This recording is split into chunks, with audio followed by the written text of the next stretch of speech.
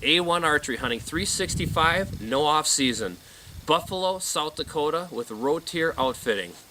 Well, Dad killed his mule deer a few days ago, and it's been very windy. So Ryan and I have been on foot trying to find deer bedded down in draws tucked out of the wind. We have found 4 good bucks all in the same draw and have stalked within 50 yards. A couple of the other deer are now on their feet, so I figure it's just a matter of time. I am waiting for the buck below me to get up. It's been about a half hour already. Here is the buck I am camped out on. I'm waiting for him to get up. He's less than 40 yards away, but he's hidden in the tall grass. Finally, he stands up, and as soon as Ryan gets the camera rolling, I shoot.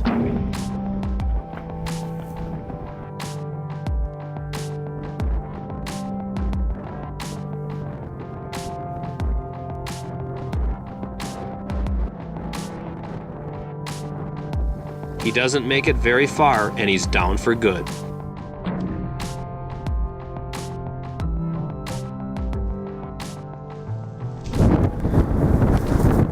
Oh man, Ryan, he is beautiful, isn't he? You bet. He's not forked on that side, but he's just a beautiful, oh, look at how big he is. Oh man, I'm so pumped up. I can't thank you, Ryan. I can't thank you enough. What a great hunt. I mean, I'm really glad I got one, but I'll be honest, man, my dad getting his. It's day 3 here in South Dakota, hunting with Ryan Mule Deer of Mule Deer Outfitting. Unbelievable. Super windy day, so we didn't have a lot of options. The deer were tucked into these little draws on the back of Ryan's ranch. So we just spent a day hiking. We probably put on, I'd say, between 4 and 5 miles, just glassing up and down draws. We ended up finding the best bucks of our entire trip out of, I guess, the last 3 days.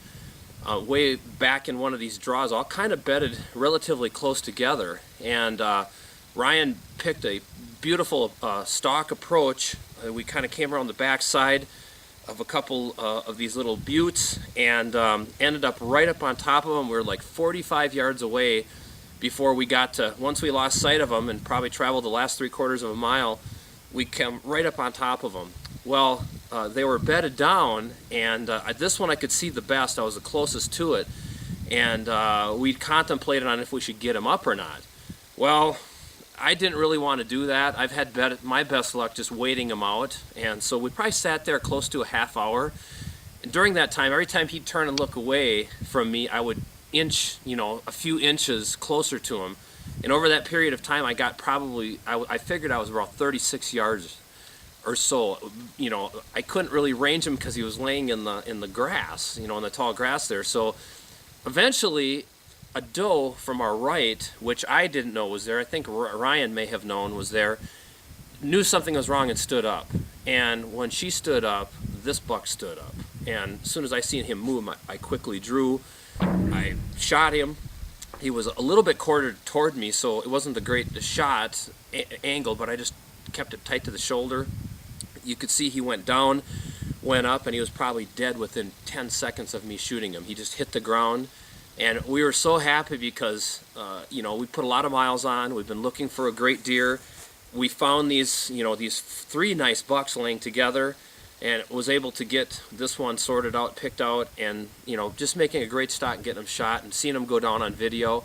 Wish I would have had more pre-footage, but just the way that it worked out, we just about had a full camera. Our card was almost full, so we had to be very sparing when we filmed and when we didn't. So, matter of fact, after Ryan got the shot on video, we had to delete a couple of scenes from earlier in the hunt to make room to get a little bit of recovery. And then we were losing light, so it's the next morning here. We're getting ready to take care of this deer, pack up, and head back to Wisconsin. But it's been a great hunt. Appreciate it, Ryan.